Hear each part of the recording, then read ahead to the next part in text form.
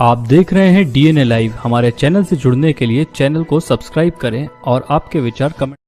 आप देख रहे हैं DNA live news. DNA live के लिए खबर रामनगरी अयोध्या से। अयोध्या में बिरला धर्मशाला के सामने श्री प्रसादम के ऑनर सूर्यांश चतुर्वेदी ने शुक्रवार को प्रेस से मुखातिब होते हुए अपने ऊपर लगाए जा रहे आरोपों को निराधार बताया। उन्होंने कहा कुछ लोग जानबूझकर उन्हें और उनके प्रतिष्ठान को छवि को धूमिल कर रहे हैं, जबकि सच्चाई इससे बिल्कुल अलग है। सूर्यांश चतुर्वेदी ने स्पष्ट किया कि वह प्रॉपर्टी के व्यवसाय से भी जुड़े हुए हैं। इस क्रम में बूथ नंबर 4 के पास स्थानीय किसानों से भूमि क्रय कर कुछ जमीन अन्य लोगों को बेची गई थी और कुछ भूमि बची थी। उन्होंने बताया कि उक्त भूमि को बाद में सरकार द्वारा नव्य अयोध्या परियोजना के तहत अधिग्रहण कर लिया गया। इसी प्रक्रिया को लेकर उनके खिलाफ गलत और भ्रामक आरोप फैलाए जा रहे हैं।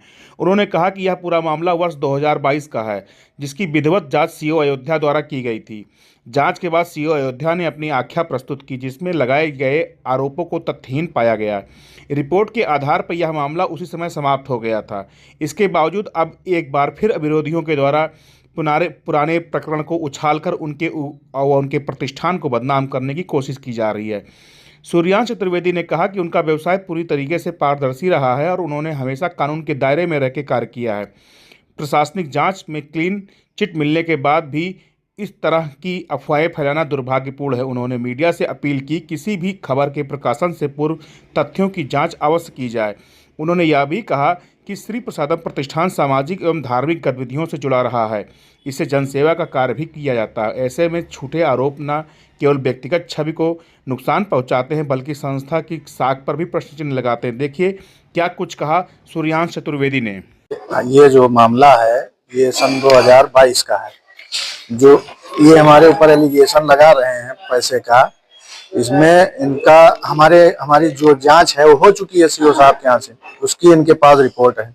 ये जबरदस्ती से अब 2 साल बाद फिर उसी चीज को पुनः उसको हमारे प्रतिष्ठान पे डाल रहे हैं और ये कह रहे हैं कि इसमें हमने इनको पैसा दिया है। हम चाहते हैं कि ये जो घी लोग हैं वो इनको सह देके और इनके द्वारा हमारे ऊपर जो है आरोप लगवा के हमारी छवि धूमिल करना चाह रहे हैं।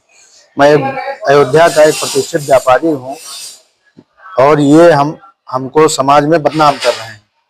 इसकी साजिश जो कूटरचित तरीके से कर रहे हैं हमारे कुछ लोग मिलके।